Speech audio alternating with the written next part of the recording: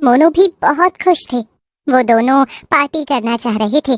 सोनू मोनू से कहता है, भाई नया साल आने वाला है, इस बार नया साल कैसे मनाएंगे? सही कह रहा है भाई, नए साल का जश्न तो मनाना ही पड़ेगा। वैसे भी पिछले साल हम कुछ नहीं कर पाए थे और वो अपना दुश्मन रोहन खूब स्टेटस लगा रहा था हमें चिढ़ाने के लिए। सही कह रहा है भाई, मैं तो कहता हूँ किसी फार्म हाउस पर चलते हैं और वहाँ पर पार्टी करते हैं। वाह, क्या दिमाग चलता है तेरा पार्टी के नाम से।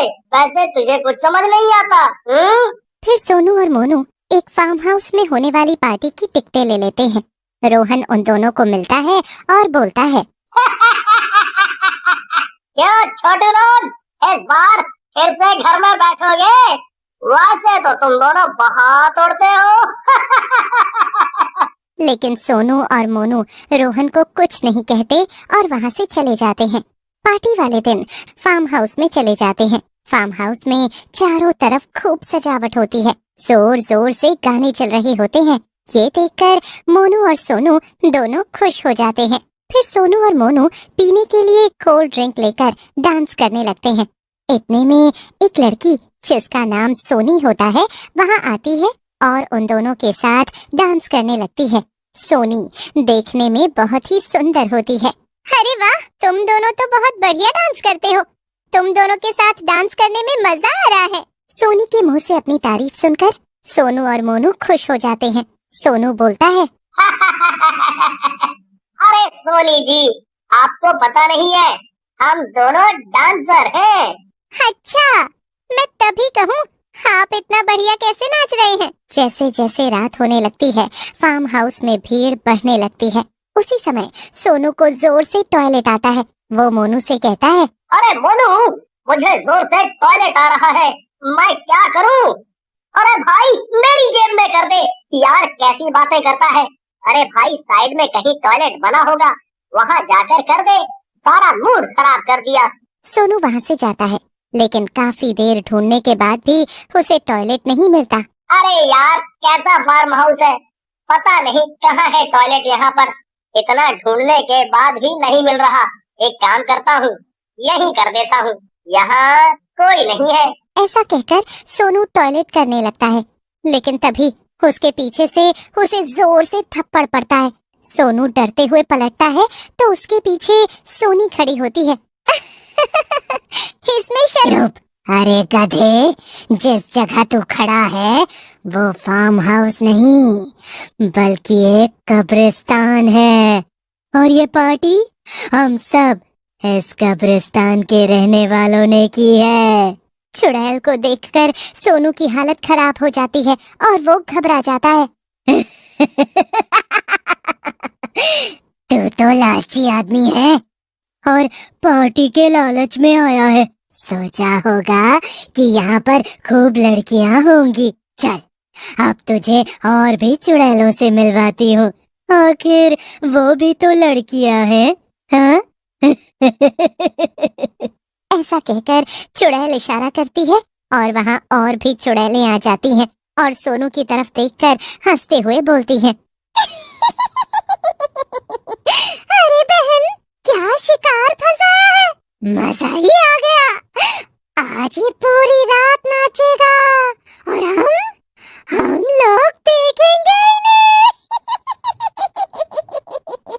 ऐसा कहकर चुड़ैलें सोनू को पकड़ लेती हैं और मोनू के पास ले जाती हैं। मोनू को भी चुड़ैलों ने पकड़ा होता है। सोनू को देखकर मोनू अरे रोहन, तू यहाँ कैसे आया?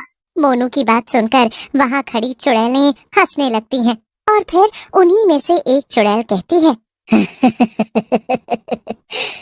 तुम दोनों घबराओ मत, हमने तुम्हारे जैसे और भी लोगों को कैद कर रखा है, लेकिन अगर तुम उन सबको बचाना चाहते हो तो रात भर।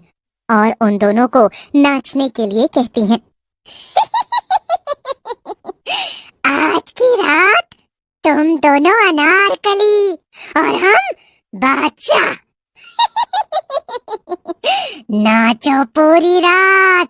सोनू और मोनू नाचने लगते हैं नाचते नाचते दोनों थक जाते हैं। तब सोनू मोनू से कहता है, मोनू, मर गया मैं। अब तो टांगे जवाब दे रही हैं। कितना नाचेंगे, बस अब नहीं हो रहा है। नहीं नहीं सोनू, अगर हम दोनों रुके तो ये हम दोनों के साथ साथ और भी लोगों को मार डालेंगी। हमें सबकी जान बचाने के लिए नाचना ही होगा। सोनू और मोनू फिर से हिम्मत करके नाचने लगते हैं। उसी समय किसी और इंसान के फार्म हाउस में आने की आवाज आती है तो चुड़ैल बोलती है, लगता है कोई और भी मन चला नए साल की पार्टी के लालच में यहाँ आ गया है। आज करवाते हैं इनकी पार्टी। तो चुड़ैले जाओ और उस नए जोकर को पकड़ कर लाओ। चुड़ैल की बात सुनकर दो चुड़ैलें वहां जाती हैं और उस आदमी को पकड़कर ले आती हैं। लेकिन जैसे ही वो सोनू और मोनू के सामने आता है तो वो दोनों हैरान रह जाते हैं। वो आदमी कोई और नहीं, रोहन होता है। मनहूसो, मैं तुम्हारे पीछे पीछे आया। आज मेरे साथ कोई दोस्त नहीं था। मैंने सोचा जहाँ तुम जाओगे मैं भी उसी पार्टी में चला जाऊंगा।